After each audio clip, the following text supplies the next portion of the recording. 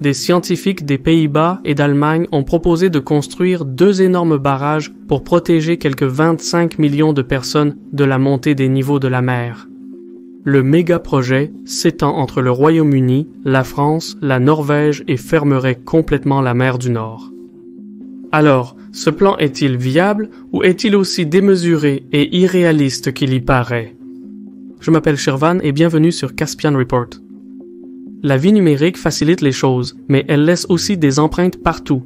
NordVPN sécurise votre activité sur Internet et vous protège des pirates, des opérateurs fournisseurs de services Internet et même des sites web malveillants. Il vous permet de profiter de votre contenu préféré en toute sécurité, même lorsque vous êtes loin de chez vous. Il suffit d'un clic de souris. Visitez nordvpn.com, Caspian Report et utilisez le code promo Caspian Report pour obtenir 70% de réduction sur cette puissante application. La montée du niveau de la mer est un processus lent mais inarrêtable. L'ampleur de ses conséquences est difficile à comprendre. Pour commencer, cela entraînera une perte irréversible de lieux physiques, de sites culturels, de centres économiques ainsi que de systèmes écologiques. Il est douteux que les législateurs du monde entier soient capables de fournir une réponse en temps opportun. Les températures mondiales actuelles sont d'environ 1 degré Celsius au-dessus du niveau pré-industriel, tandis que les politiques existantes réchaufferont davantage la planète de 2,6 à 3,1 degrés Celsius d'ici la fin du siècle. Le niveau de la mer, quant à lui, a augmenté de plus de 20 et 1 cm depuis 1880 et les projections probabilistes prétendent qu'il augmentera entre 84 cm et 2 mètres d'ici 2100. Une prévision plus optimiste du groupe d'experts intergouvernemental sur l'évolution du climat prévoit que le niveau de la mer augmentera entre 36 mètres et 66 mètres d'ici 2100 si les engagements de l'accord de Paris sur le climat sont respectés. Il est pratiquement certain que le niveau de la mer continuera à augmenter au-delà du 21e siècle. Le point est que, quelle que soit la manière dont on le regarde, la montée du niveau de la mer est inévitable. Le risque est particulièrement profond aux Pays-Bas, environ 1/3 du pays se situe en dessous du niveau actuel de la mer.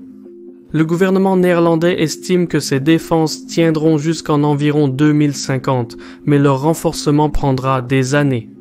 Pour comparaison, au cours des 3 dernières décennies, tout le travail que les ingénieurs néerlandais ont consacré au renforcement de leur système de défense contre la mer est conçu pour faire face à une augmentation de seulement 40 cm. Même selon des estimations conservatrices, le niveau de la mer monte plus rapidement que le système de défense contre la mer des Pays-Bas ne peut le faire, donc les Pays-Bas sont dans une course pour leur existence. Sur ces bases, des scientifiques marins des Pays-Bas et d'Allemagne ont proposé la construction de 2 barrières qui déconnecteraient la mer du Nord et la mer Baltique de l'océan Atlantique. Le méga-projet protégerait une douzaine de pays de la montée du niveau de la mer et cela pourrait être réalisé en construisant 2 barrages d'enclos. La partie nord du plan s'étend de la pointe nord-est de l'Écosse via les îles Orcades et Shetland jusqu'à Bergen en Norvège. Il a une longueur totale de 476 km et une profondeur moyenne de 127 mètres. Le point le plus profond est de 321 mètres dans la tranchée norvégienne. La partie sud, quant à elle, relie la pointe nord-ouest de la France à la côte sud-ouest de l'Angleterre. Il mesure 161 km de long et a une profondeur moyenne d'environ 85 mètres et une profondeur maximale de 102 mètres.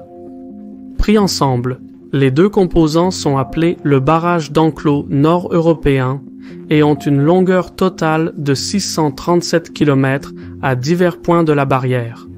De grandes pompes devraient être fixées pour transporter toute l'eau de décharge qui coule actuellement dans la mer du Nord de l'autre côté des barrages. Si construit, le barrage d'enclos nord-européen serait l'un des plus grands projets de génie civil de l'histoire mondiale. Il protégerait environ 25 millions de personnes vivant actuellement dans les zones côtières d'une élévation du niveau de la mer allant jusqu'à 2 mètres. Le projet a quelques configurations alternatives à différents endroits. Par exemple, la composante sud pourrait être parallèle au tunnel de la Manche franco-anglais, bien que cela laisserait de nombreuses communautés côtières le long de la Manche sans protection. De manière similaire, la composante nord pourrait être déplacée vers le sud, permettant diverses combinaisons possibles pour connecter le Royaume-Uni à la Norvège, impliquant éventuellement le Danemark. Mais là encore, cela laisserait de nombreuses communautés côtières sans protection. La partie la plus technologiquement difficile du barrage d'enclos de l'Europe du Nord est de traverser la tranchée norvégienne avec des profondeurs de 321 mètres. Le génie civil dans de telles eaux profondes est techniquement possible. Par exemple, des plateformes pétrolières fixes peuvent être construites à des profondeurs de plus de 500 mètres, mais les spécifications pour les barrages sont différentes. Donc, des innovations en ingénierie seraient nécessaires pour traverser la tranchée norvégienne. À première vue, le méga-projet semble écrasant et même irréaliste, mais les coûts de l'inaction seraient 5 à 10 fois plus chers en termes monétaires. Pensez à toutes les entreprises, aux communautés et aux zones industrielles qui seraient endommagées ou perdues si aucune action n'est entreprise. Face à la montée des eaux, la seule solution rentable pour le nord-ouest de l'Europe est de se replier à l'intérieur des terres, mais cette mesure déplacerait de grandes communautés de leurs foyers et la migration des zones côtières entraînerait probablement une instabilité sociale et politique et pousserait les législateurs à une impasse concernant les politiques de changement climatique. Les nations européennes enclavées seraient également touchées car on leur demanderait de partager le fardeau de la migration. Ainsi, compte tenu des alternatives, la protection génie civil reste la solution la plus réalisable face à la montée des eaux si les politiques d'atténuation du changement climatique ne parviennent pas à donner des résultats. Et dans ce spectre, le projet collectif pour le barrage d'enclos de l'Europe du Nord est plus efficace que les efforts de protection pays par pays. Il existe une expertise substantielle en matière d'ingénierie des digues, des barrages d'enclos et des projets de récupération des terres. Les Pays-Bas sont à la pointe de la science. Les dimensions de la digue hors piste aux Pays-Bas et du mur de mer de Simangun en Corée du Sud ne sont pas loin de celles requises pour la construction de l'enclos près des îles écossaises d'Orkney et Shetland. En utilisant le mur de mer sud-coréen comme modèle, la construction du barrage d'enclos nord-européen atteindrait une facture totale quelque part entre 270 et 550 milliards de dollars. Cela semble beaucoup, mais en supposant une période de construction de 20 ans sur laquelle répartir les coûts, la dépense annuelle pour les nations impliquées s'élèverait à un peu plus de 0,1% de leur produit intérieur brut combiné. C'est une somme réalisable, surtout que les coûts de l'inaction seraient bien plus élevés. Mais étirons notre incrédulité et imaginons que le barrage d'enclos de l'Europe du Nord soit terminé. Quelles seraient les conséquences immédiates? La pêche, le tourisme et les déplacements de personnes seraient affectés, mais plus important encore, l'enclos de la mer du Nord aurait un impact dramatique sur le commerce maritime. La Manche, qui se trouve entièrement dans la zone de la mer du Nord enclose, est la voie navigable la plus fréquentée au monde. La zone de navigation est l'épine dorsale de l'économie de l'Europe de l'Ouest et tous les ports les plus fréquentés d'Europe se trouvent dans la zone d'enclos.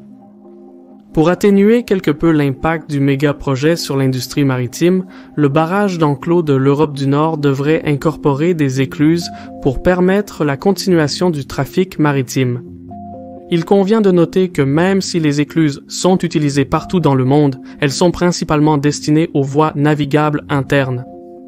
Alternativement, de nouveaux ports pourraient être construits du côté océanique du méga-projet, où les marchandises pourraient être transférées vers des trains ou des navires de fret opérant à l'intérieur de l'espace d'enclos.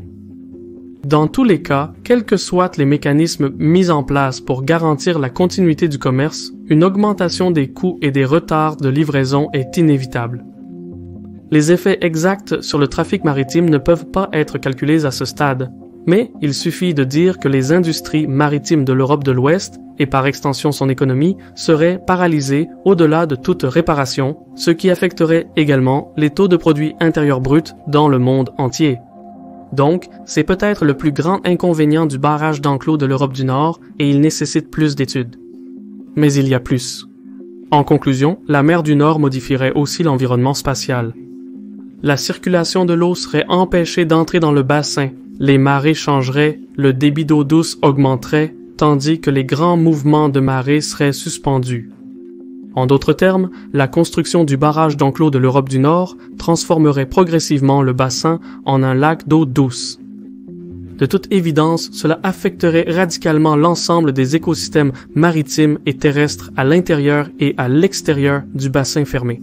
Donc, le plan n'est pas exactement respectueux de l'environnement, mais il s'agit soit d'enclore la mer du Nord, soit de contrôler la migration loin des zones côtières. En ce qui concerne l'environnement, l'analyse coût-avantage est en faveur du barrage d'enclos de l'Europe du Nord.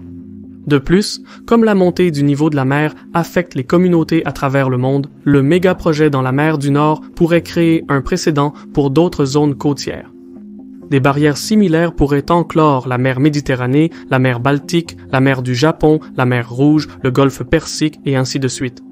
Tous ces cas nécessiteraient des études supplémentaires pour évaluer si leur construction potentielle en vaut la peine, mais le méga-projet de la mer du Nord établirait un précédent important. Certes, les scientifiques marins à l'origine du méga-projet soutiennent que la meilleure solution à l'élévation du niveau de la mer est de s'attaquer au problème central, le changement climatique causé par l'homme. Ce n'est que si les décideurs politiques ne parviennent pas à apporter une réponse à temps qu'il y aura besoin d'actions alternatives comme le méga-projet dans la mer du Nord. C'est donc un plan de secours dans le cas où le changement climatique serait laissé sans atténuation. L'humanité peut accomplir des choses spectaculaires à la fois de manière inspirante et terrifiante. Si vous regardez des siècles en arrière, nous avons terraformé des montagnes, transformé des jungles en villes, mais nous avons aussi asservi la mer à notre volonté. Les Pays-Bas en sont un exemple. Mais en l'état actuel des choses, le méga-projet de la mer du Nord est principalement une expérience de pensée, une sorte d'avertissement, destiné à démontrer les coûts extrêmes des solutions d'ingénierie aux effets du changement climatique. J'ai été votre hôte Shervan de Caspian Report. N'oubliez pas d'appuyer sur le bouton j'aime et de laisser un commentaire pour l'algorithme. Merci d'avoir regardé et Saul